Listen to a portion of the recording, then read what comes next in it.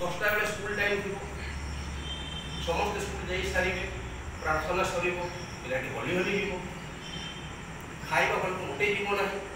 पूजारी बाड़ी अलगा रखि प्रतिदिन खगेन्द्र सेनगुप्त बुझाऊे जे तू भल घर पिला ब्राह्मण घर पिला एभली मोटामोटी भाव में 2 जन भितर गोटे प्रतियोगिता चली प्रतियोगिता हूँ खगेन्द्र सेनगुप्त एवं स्कूल चाहूँगी पिलाटी सुधरी जाऊ भल पाठ पाठी चाहते मुझे दोष हुए मुझे श्रृंखलित न हुए गोटे पाठ न हो ये जो कॉम्पिटिशन चलुची से शरद पूजारी मेलेरिया हो मेलेरिया हो बापा से कोरापुट नहीं जाऊँ कोरापुट से गोटे क्लास पाठ पढ़ुपर जिते भल हो पुणी आसुँच 10 ना 11 लरम्हा और लरम्हा को आसला बेले जी भेटुं खगेन्द्र सेनगुप्त को पुणी फेरिली ये परीक्षा देवी खगेन्द्र डाकुं मैं धीरेन्द्र को डाकी आण से पढ़ी कौन कौन ये आश्चर्य होती जो पिलाटी दिने भी खगेन्द्र कथा शुणु नाला डाकुं एवं शरद पूजा लिखुं से दिन धीरेन्द्र को देखला बेले मत लगला मोर अत्याश्चर्य देखुँ जो पिलाटी दिने भी हेड सार कथा शुणु नाला श्रृंखलित होना नियम मानु नाला एथिके रोला से पिला एमती सुधुरी गला केमती श्रृंखलाबद्ध है केमती से अन्य पिला उपदेश देला केमती दरमा गोर जड़ेला केमती आश्चर्य चुपचाप रूम को जाऊँ जो देखा पाँच पचार धीरेन्द्र पाणी बंधु सुधरी गल केमती धीरेन्द्र पाणी बेसी दिन दरम्हा सहित प्रतियोगिता करना प्रतियोगिता करूली विशृंखलित हुई दरम्हा प्रतियोगिता करूला मत श्रृंखलित हो कबाटे जीवी चाहूली दरम्हा मत बाटक टाणुला केते दिन ये प्रतियोगिता भाग नेबी सब हारीगली बाटक फेरली श्रृंखलित हेली मनुष्य ये जो रत्नाकर बाल्मीकि करवा उदाहरण ठीक सेमती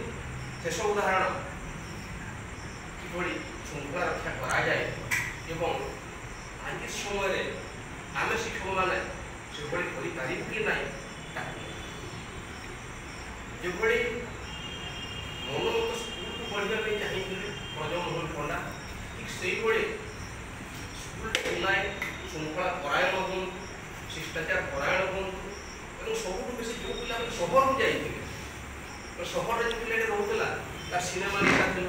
बुलवार निशा थी दरमा को जाइए सिनेमा ना बुलवार ना कथा चपल भी जाए ना से बुल ये बड़े जत्न सह एवं हठात खबर पाँच किसी पिला राति छात्रावास कुआड़े जाते खबर रखिले परवर्ती दिन क्या किसी न कही पिला प्रार्थना सारा धीरे धीरे आसुँच खगेन्द्र सार सहित बसुँच किसी कथबार्ता हो कथबार्ता ही चली खगेन्द्र सार धीरेन्द्र पाणी डाकुं कहते तू भल भाव इनक्वारी कर पिला लिस्ट करके मत दे वो क्लास केते जन पिला राति बाहर लिस्ट 35 जन पिला दिया पर 2 दिन शनिवार दिन 12टा बेले छुट्टी होबार कथा से दिन छुट्टी हम शीघ्र होना ठीक पियन नाटा मन पड़ना से पियन कहते खगेन्द्र सार अनियर छाट बुझे करके प्रति क्लास प्राय 8 आरंभ हम से पिलार ना पढ़ाई से पिला आसव एवं अनियर छाटे जहाँ हवा कथा हम छाट हो सारा आम शरद पूजा क्लास को पर आसवा से घोषणा कर घोषणाटी है जो मैंने माड़ खाई से स्कूल छाड़ी हेडमास्टर खबर जो मैंने माड़ खाई स्कूल छाड़ी जीव ना हेडमास्टर खबर 8म 9म 10म जगह आम ପୂଜାରୀ ସେଦିନ ଦେଖୁଛନ୍ତି ମୁଁ ବେଞ୍ଚ ଶେଷରେ ବସିଛି ଏବଂ ଦେଖୁଛି ସେ ଦୃଶ୍ୟ। ଯେତେବେଳେ ଛାଟ ପିଟୁଛନ୍ତି ଭୂପେନ୍ଦ୍ର ସାର୍ ଲାଗୁଛି ନିଜେ ପିଟି ହେଉଛନ୍ତି। ଯେତେବେଳେ ଛାଟ ପିଟୁଛନ୍ତି ଭୂପେନ୍ଦ୍ର ସାର୍ ଲାଗୁଛି ନିଜେ ପିଟି ହେଉଛନ୍ତି। ଲାଗୁଥିଲା ବଡ଼ କଷ୍ଟରେ ନିଜର ଆଖି ଲୁହ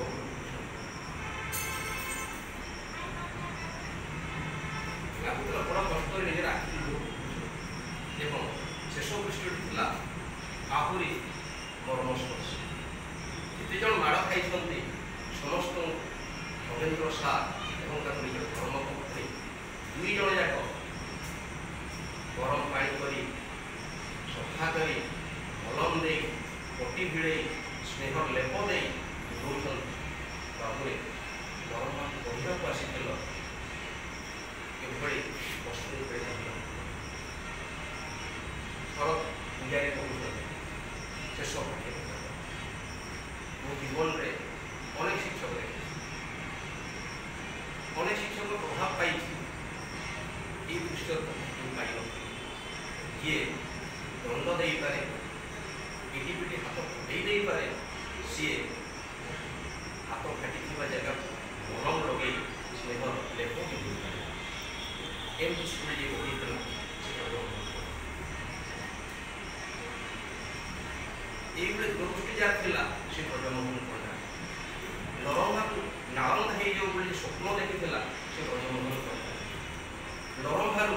ମଙ୍ଗଳଚରଣ ବିଶ୍ୱାଳ ହରିଶଙ୍କର ପଣ୍ଡା ଭଳିଆ ଲୋକ ବାହାରନ୍ତି ବୋଲି ସ୍ୱପ୍ନ ଦେଖିଥିଲା ସେ ବ୍ରଜମୋହନ ପଣ୍ଡା।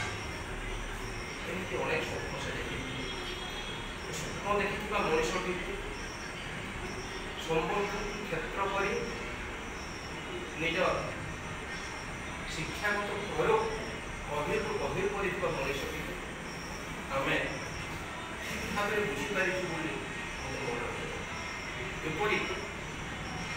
ନିକଟରେ ଯେଉଁ ତାଙ୍କ ବହି ବାହାରିଛି ଆଶା କିଶୋର ବିରାଟନନ୍ଦ ମୋହନ, ଆଶା କିଶୋର ବାଳକ ବଳରାମ ମୋହନ, ସେ ବହିରେ ବି ଏଇ ଘଟଣା ଗୁଡ଼ା ପଢ଼ିଛି। କେଉଁଠି ଲେଖା ହେଇଛି କାରଣ ଏଇ ଘଟଣା ମୁଁ ପଢ଼ିଥିଲି ଶରତ ପୂଜାରୀଙ୍କୁ ଆତ୍ମଜୀବନୀ, ମଙ୍ଗଳବାବୁଙ୍କୁ ଆତ୍ମଜୀବନୀ, ନିଜେ କିଛି ଲେଖିଥିବା ଆତ୍ମଜୀବନ ତାଙ୍କ ଆତ୍ମଜୀବନୀ, ଭାରତ ଦାସ ବରଗଡ଼ ଜଣେ ବ୍ୟକ୍ତି ତାଙ୍କ ଲେଖା, ବିଜୟ ଏବଂ ଏଇସବୁ କଥାକୁ ଏକାଠି କରି ବ୍ରଜମୋହନ ପଣ୍ଡାଙ୍କ ସମ୍ପର୍କରେ ଏ ଶତାବ୍ଦୀ ସୂର୍ଯ୍ୟ ଭଳିଆ ବହିଟି ଲେଖାଯାଇପାରେ। ଗୋପୀନାଥ ମହାନ୍ତିଙ୍କ ଜୀବନଜ୍ୟୋତି ଭଳିଆ ବହିଟି ଲେଖାଯାଇପାରେ। କୁଣ୍ଡାଇ ପାଣି ଭଳିଆ ବହିଟି ଲେଖାଯାଇପାରେ। ଇଏ ଯେ କାହାରି କଳ୍ପନା କରିছিল। ବ୍ରଜମୋହନ ପଣ୍ଡାଙ୍କ ଜୀବନ କଥା, ସଂଘର୍ଷର କଥା, ସଂଗ୍ରାମର କଥା, ଶେଷ ବେଳକୁ ପବିତ୍ର ସରିଯାଉଛି ବୋଲି ଯେଉଁ ନିଜ ଭିତରେ ଅନୁତାପର କଥା ସେତେବେଳେ ମଧୁରାନନ୍ଦ ଲେଖୁଛନ୍ତି ଯେ ଆପଣ ଆତ୍ମଜୀବନୀ ଆରମ୍ଭ କରନ୍ତୁ ଡଗର ଅନେକ ବସିକି ଛାପିବା ପାଇଁ। ସେତେବେଳେ ବିକଳି କହୁଛନ୍ତି ମୋର ପବିତ୍ର ସରିଯାଉଛି, ମନର ଶକ୍ତ ବାହାରେ ସେଇ କଥା। ବରପାଲି ପାଖକୁ ଯାଉଛନ୍ତି, ବଙ୍ଗାକୁ ଭେଟି ପାରୁନାହାନ୍ତି। ସେ ଜ୍ୱଳନ୍ତ କଥା, ଏସବୁ କଥାକୁ ମିଶେଇକି ତାଙ୍କ ସମ୍ପର୍କରେ ଏକ ବିରାଟ କଥନିକା ହେଇପାରେ। ଇଏ ଜାଣି କାହିଁକି ଆମେ ମୋ କଥାକୁ ଆକୁ ଲଗାଉନାହିଁ। ମୋ ସୌଭାଗ୍ୟ ଆଜି ଆପଣମାନଙ୍କ ଭଳିଆ ଧନୀ ବିଦ୍ୱାନମାନଙ୍କ ସମ୍ପର୍କରେ ପୁଣ୍ୟାତ୍ମା ବ୍ରଜମୋହନ